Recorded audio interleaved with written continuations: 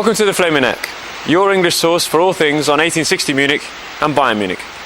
This week we take a look at Bayern's trip to Mainz and whether they fared any better against the tactician Thomas Tuchel. Looking at the lineups, Heinke has picked the same side for the third game in the row, leaving Gomez and Robben pretty unhappy on the bench.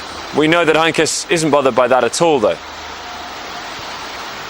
As for the hosts, well, Jan Kirchhoff started at the centre of defence, and of course we know he's going to Bayern in the summer, so it was a bit of an audition for him.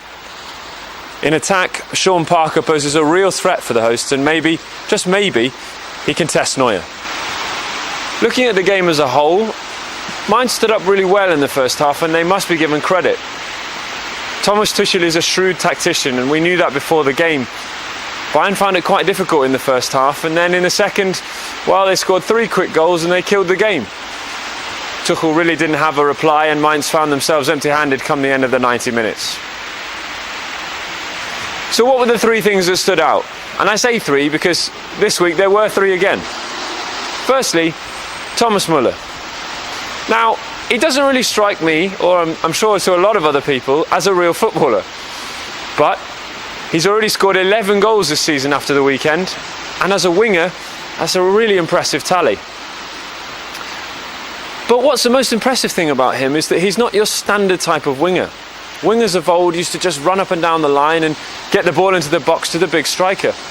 But Thomas Müller took his goal with such composure on the weekend, rounding the goalkeeper and finishing it off with a great aplomb, almost exactly like Mandzukic's goal last week. In Müller, I really do see a potential of a new kind of winger, a goal-scoring winger, almost like Ronaldo in the years we've seen in the last 5 years maybe. And to have that at Bayern is such a threat, and I know that Heinke is delighted with that.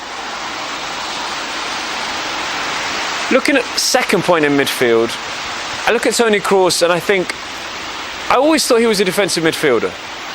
Now, so far this season, he's played in the attacking midfield role more often than not. And I had some doubts about him in that position. But he's excelled. And he did it again, setting up Müller with a fantastic pass on the weekend. It seems to me that a lot of German midfielders, Lewis Holtby recently and Ilkay Gundogan of Dortmund, have the ability to play in an attacking role just as much as in a defensive role. And that's just so impressive because what you're talking about here is world-class players in those positions. They're not just doing a job, they're not just being capable, they're playing fantastic football in those positions, both defensively and offensively.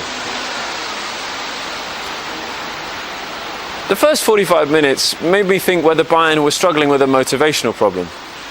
Now, we know that Heinke decided to leave Gomez and Robben on the bench again.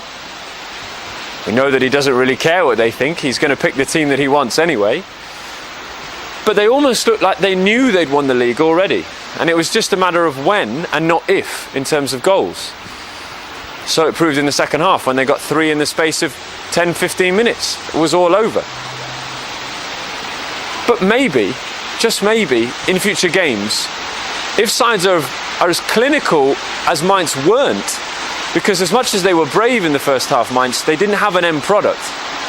Maybe in the future, if sides are clinical with that bravery, Bayern might find themselves actually conceding, heaven forbid, and going in at the break behind.